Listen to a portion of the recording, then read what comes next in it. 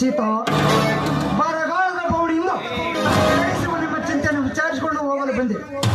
ಬೆಟ್ಟಾದ ಕೆರೆಗೆ ನೀರು ಬಿಡಿಸಿಕೊಂಡು ಬಂದೆ. ಶಾಸಕರಾದ ತಾವು ಸ್ವತಃ ನಮ್ಮ ಮನೆಗೆ ಬಾಗಿಲಿಗೆ ಬಂದು ವಿಚಾರಿಸೋದಂದ್ರೆ ನಿಜವಾಗ್ಲೂ ತಾವು ರೈತರ ಮಕ್ಕಳೇ ಸರಿ. ನೋಡಿ, ನೀವು 5 ನಿಮಿಷ ಕುಳಿತುಕೊಳ್ಳಿ, ಈಗಲೇ ಹೋಗಿ ನಮ್ಮ ಯಜಮಾನರನ್ನ ಕರೆದುಕೊಂಡು ಬರ್ತೀನಿ. ಕೈಯಲ್ಲಿ ತುಂಬಿದ ಬಿಂದಿಗೆ ಹಿಡಿದು ಅಂಬುಜ ಮುಖದಂತೆ ವರ್ಣರಂಗಿತವಾದ ಜನ ಶೋಭಿಸಿದ ರೂಪ ಸೂರ್ಯನ ಪ್ರಕಾಶಕ್ಕೆ ತಪ್ಪಿ ಹಿಂದಿನೇ ಬರುತ್ತಿದೆ.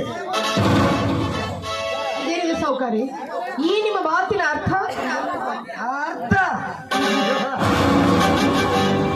ಸೀತಾ, ಪ್ರತಿಯೊಂದು ಮಾತನ್ನು ಅರ್ಥ ಮಾಡಿಕೊಳ್ಳದೆ ನನ್ನ ಅರ್ಥವನ್ನು ತಿಳಿದುಕೊಂಡರೆ ಇವರಿಗೆ ಹೋಗುವುದು ನಿನ್ನ ಜೀವನ. 10 ವರ್ಷಗಳನ್ನು ಓದಿ ಕೂತ್ಕೊಡಲು ಈ ಚಂದ್ರೇಗೌಡ ಪ್ರೈಲಾಸಿ ನೀನಾದರೆ ನಿತ್ಯ ಜೀವಿಸುವೆ ಬಾಣ.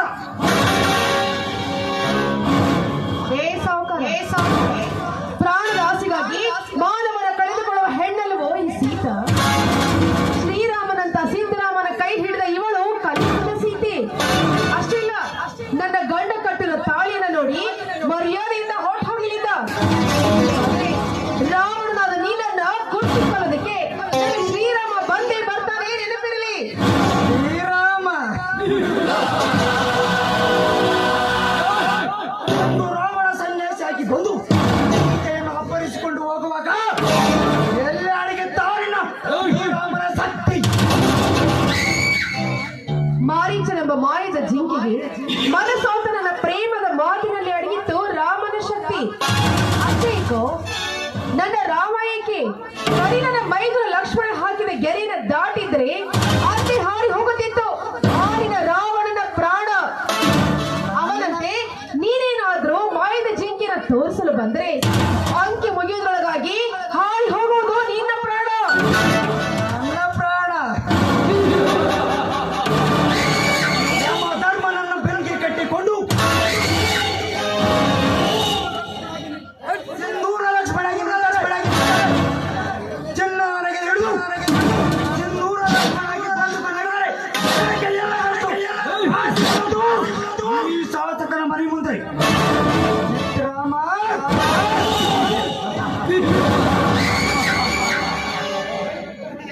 ನಿನ್ನ ಕೈಗೆ ಜನ ಹಿಡಿದು ಆಚಿಯ ಗಜನ ತಿಳಿದು ಗೌಡವನ ಒಳಗೆ ನೀನು ಆಗದಿದ್ದರೆ ನಿತ್ಯ ಪತ್ತಾಗಿ ಅಲ್ಲಿ ತೂಗಿಸುವೆ.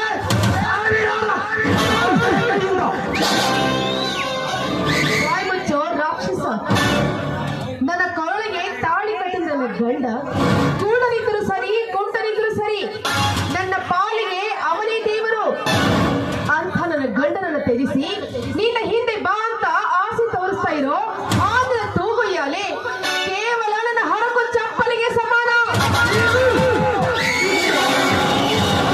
ತಳಗಿಳಿಸು ಆರಿನ ಕೈನ. ಎತ್ತಿದ ಕೈಯನ್ನು ಕುತ್ತಿ ಹಿಡಿದು ನಿನ್ನ ಪಲ್ಲಕ್ಕಿಯಲ್ಲಿ ಕಳೆದು ಕಾಮದ ಪೂರ್ತಿಯನ್ನು ನಿಗಿಸಿಕೊಳ್ಳುವೆ. ಅದೇ ನನ್ನ ಛಲ.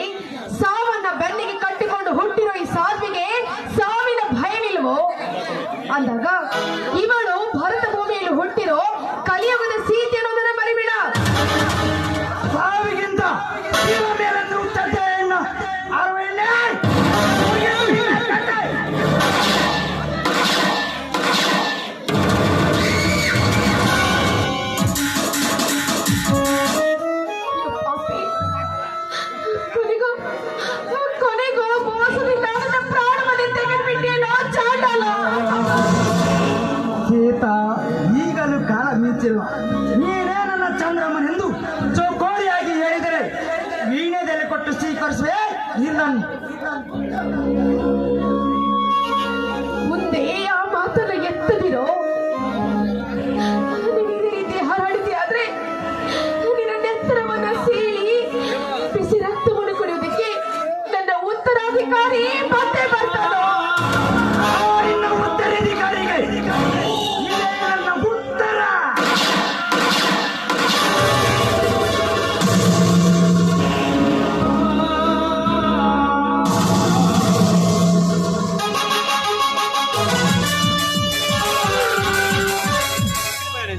ಅಮ್ಮ ಅಮ್ಮ ಯಾಕಮ್ಮ ಯಾಕಮ್ಮ ನನ್ನ ಬೈಯೆಲ್ಲ ಬರ್ತಿದೆ. ಏನಾಗಿದೆ ಅಮ್ಮ ನಿನಗೆ?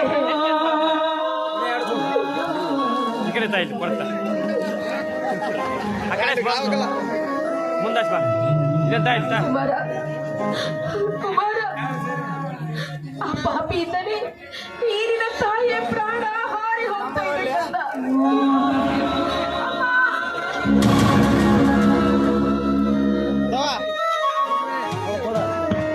ಈಗಲೇ ಹೋಗಿ ಆ ಗೌಡನನ್ನು ನಿಲ್ಲಿಸಿ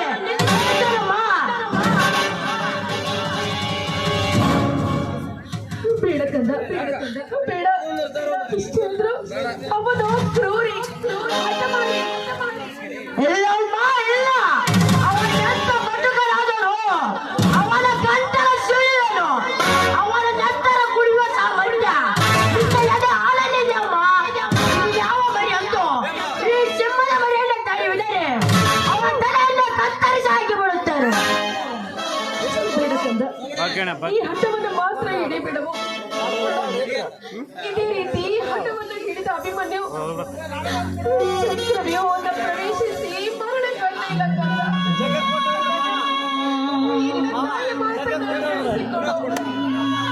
ಆಯ್ತಮ್ಮ ಆಯ್ತು. ಯಾಕಮ್ಮ ಈ ನಾಡಿಗೆ ಗಂಡಿಗೆ ಎಣಿಸಿಕೊಂಡಿರುವ ನನ್ನ ಪುಣ್ಯ ಚಿಕ್ಕಪ್ಪನಿಗೆ ಹೇಳಿಯಾಗದು ಹೇಗಿಯಲ್ಲಮ್ಮ? ಸಾಧಲ್ಲಮ್ಮ ಸಾಧಲ್ಲ. ಎಂತ ತಾಯಿ ನೋವಿನಿಂದ ಬೆಂಡಾದಾಗ ಈ ನನ್ನ ಗಂಡದ ಶಾಂತವಾಗಬೇಕಾದರೆ ಮಗಳು ನಾವು ಗೌಡನ ರಕ್ತವನ್ನು ನೋಡಬೇಕು. ಅಲ್ಲಿವರೆಗೂ ನನ್ನ ಮನಸ್ಸಿಗೆ ನಂಬಲಿಲ್ಲ, ಆಗ್ತಿಲ್ಲ. ಬೇಡಕ್ಕಲ್ಲ, ದಯವಿಟ್ಟು ಆಟವನ್ನು ಮಾಡಬೇಡ. ಅಮ್ಮ, ನಿನ್ನ ತಾಯಿ ಕೊನೆ ಮಾತನ್ನ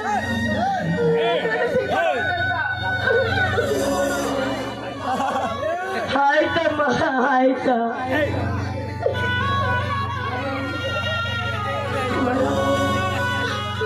ಬರುವ ಕಷ್ಟ ನಷ್ಟಗಳಿಗೆ ನೀನು ಗಟ್ಟಿಯಾಗಿ ನಿಲ್ಲಬೇಕು. ಈ ನಿನ್ನ ಹೆತ್ತ ತಾಯಿಯ ಹೆಸರನ್ನ ನೀನು ಒಂದೊಂದು ದಿನ ಸಮಯವನ್ನು ಸಾಧಿಸಿ ನಿನ್ನ ಚಿಕ್ಕಪ್ಪನಿಗೆ ಆ ಪಾಪಿ ಯಾರು ಅಂತ ತೋರಿಸಿ ನಿನ್ನ ಜೀವನದಲ್ಲಿ ಆ ಪಾಪಿಯ ರಕ್ತವನ್ನು ನೋಡಬೇಕು ಕಂದ. ಅಯ್ಯೋ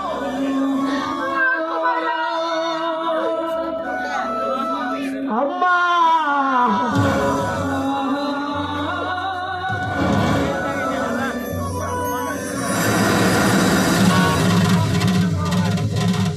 ಆ ಕ್ರೂರ ರಾಕ್ಷಸನ ಗುಂಡಿಗೆ ಬಲಿಯಾಗಿ ನನ್ನನ್ನು ಪರದೇಶಿ ಹಾಗೆ ಮಾಡಿದರೆ ಕೇಳಮ್ಮ. ನಾನೀಗ ಅಮ್ಮ ಎಂದು ಕರೆಯಲು ಅದು ತಂದೆ ಹಾಗೆ ತುಳಸಿ ಹೊತ್ತಿನ ಹಿಂದೆ ಎನ್ನ ಸರಗಿನ ಮುಸುಕಿನಲ್ಲಿ ಮಲಗಿದ ಈ ಕುಮಾರ ಅರಸು ಎಂದು ಪರದೇಶಿ ಆದನೆ. ಹೇಳಮ್ಮ ಹೇಳು.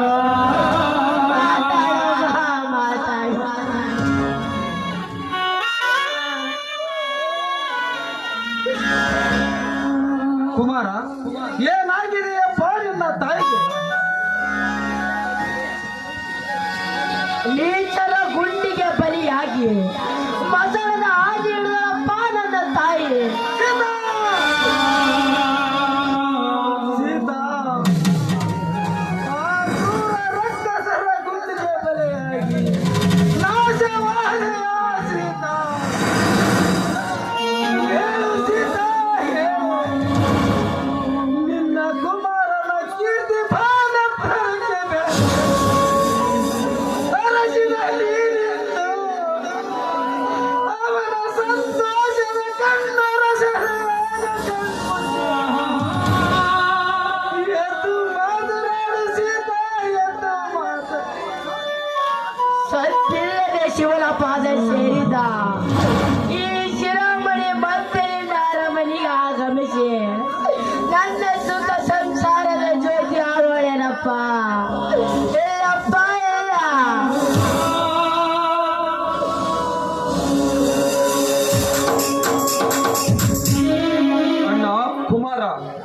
ಯಾಕಪ್ಪ ನಿಮ್ಮ ಹಾಲು? ಏನಾಗಿದೆ ನನ್ನ ಅತ್ತಿಗೆಗೆ? ಏನಾಗಿದೆ ಒಂದು ಹೇಳಲಿಕ್ಕೆ ನನ್ನಲ್ಲಿ ಶಕ್ತಿ ಇಲ್ಲವಮ್ಮ. ಅಂದರೆ ಯಾವನೋ ಒಬ್ಬ ನೀಚನ ಹಿಂದಿಗೆ ಬಲಿಯಾಗಿದ್ದಾನಪ್ಪ ನಿನ್ನ ಅತ್ತಿಗೆ. ಅಣ್ಣ, ಸತ್ಯವಾಗಿಯೂ ನನ್ನ ಅತ್ತಿಗೆ ಗುಂಡಿಗೆ ಬಲಿಯಾದಳೆ. ಹೇಳಣ್ಣ, ಹೇಳು. ಅವನ್ಯಾವ ಚಾಂಡಾಲ ಹೇಳು? ಈಗಲೇ ಹೋಗಿ ಆ ಬಂಡಲ ರುಂಡವನ್ನು ಚಂಡಾಡಿ ನನ್ನ ಅತ್ತಿಗೆಯ ಪಾದ ತರ್ಪಿಸುವೆ. ನೋಡದೆ ಅವನೇನೆಂದು ಹೇಳಲಿಲ್ಲಮ್ಮ, ಹೇಳಲಿಲ್ಲ. ಅತ್ತಿಗೆ ಅತ್ತಿಗೆ ಅತ್ತಿಗೆ ಹುಲಿ ಅಂತ ನಿನ್ನ ಮೈದುನನಿದ್ದರು ನಿನ್ನ ಗುಂಡಿಗೆ ಆಹುತಿ ಮಾಡಿರುವೆನಲ್ಲಮ್ಮ. ನಾನಿದ್ದರೂ ಸತ್ತಂತೆ. ಕುತ್ತಿಟ್ಟ ಅತ್ತಿಗೆಯ ಪ್ರಾಣ ಕಾಪಾಡದ ಇವನಂತ ಪುಣ್ಯಜನ್ನು ಊರಿಗೆ ಊರೇಸಿ ಹಾಕುತ್ತಿದೆ ಅಲ್ಲಮ್ಮ. ಅಯ್ಯೋ, ಏನು ಮಾಡಲಿ?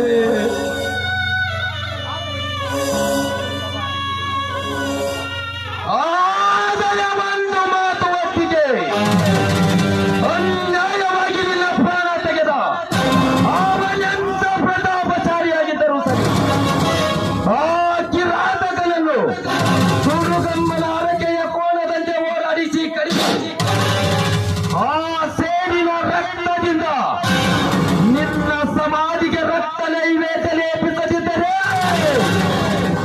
ನಾನಿನ್ನ ಮೈದುನ ಚಲಗಾರ, ಕಲಿಯುಗದ ಭೀಮನೇ ಅಲ್ಲ. ಇದು ನಿನ್ನ ಶವದಾನೆಗೂ ಸತ್ಯ. ಕುಮಾರ ಕುಮಾರ, ಎಲ್ಲದಕ್ಕೂ ಕಾಲ ಕೂಡಿ ಬರಬೇಕು ಚಿಕ್ಕಪ್ಪ.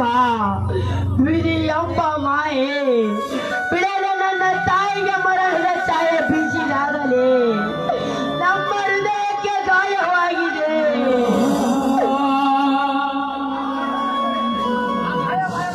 ಆ ಗಾಯ ಮಾಯಬೇಕಾದರೆ ಮುಂದೊಂದು ದಿನ ನಿನ್ನಿಂದಲೇ ರಕ್ತಪಾತ ಹರಿದು ಆತ್ಮ ಶಾಂತಿ ಆಗಬೇಕು.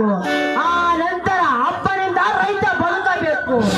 ಅಂತಾಗಲೇ ನೀನು ಕಲಿಯುಗದ ಭೀಮ ಮತ್ತು ಹೊತ್ತೋದು ರೈತ ಹಚ್ಚಿದ ದೀಪ. ನಡೆ ಚಿಕ್ಕಪ್ಪ, ಮೊದಲು ಅಮ್ಮನ ಶವವನ್ನು ಸಂಸ್ಕಾರ ಮಾಡೋಣ.